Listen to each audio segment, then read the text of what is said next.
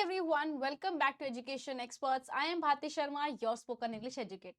So I welcome you all in my next part of tenses series in which I am going to teach you about past continuous tense. चलिए, अगर मैं अब past continuous tense की बात करूं तो इसमें आपकी helping verb यूज होती है was and were.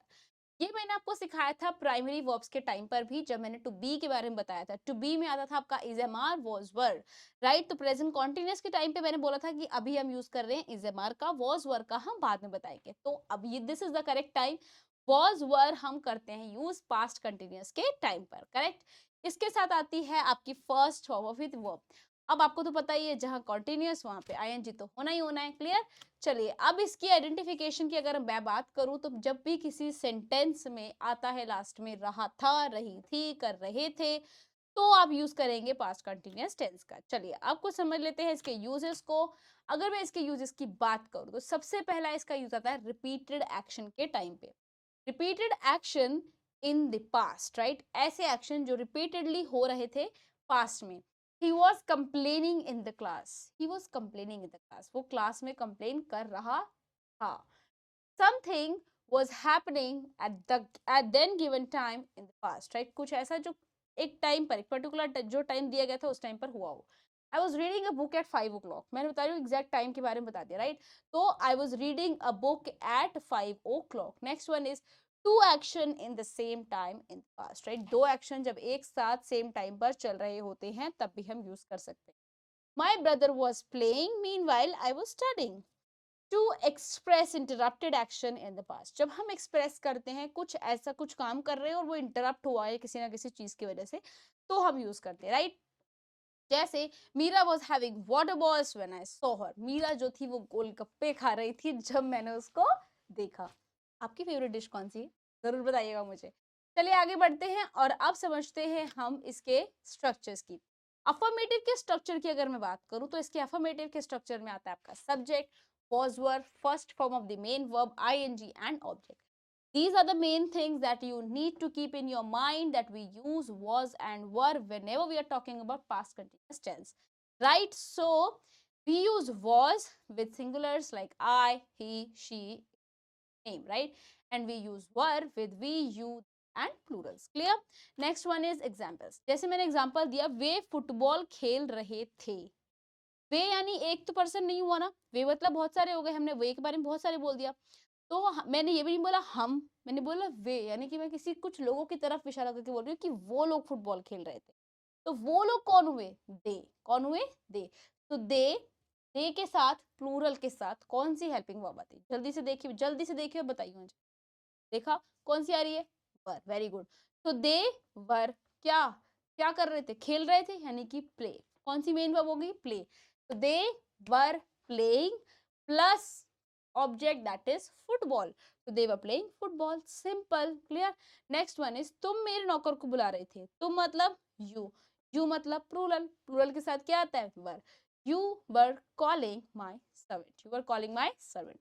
मैं अपनी किताब पढ़ रहा था. I was reading my book. I was reading my. वह एक मधुर गाना गा रही थी. She was singing a sweet song.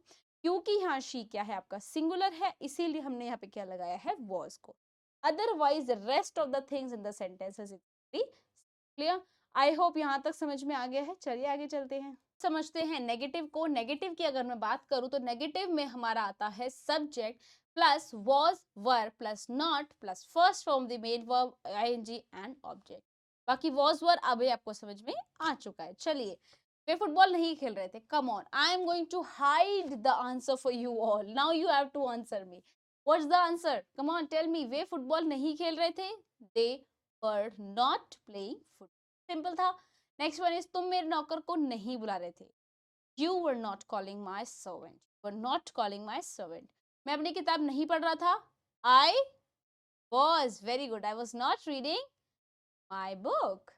वह एक मधुर गाना नहीं गा रही थी. She was not singing a sweet song. So this is how you're going to express in negative.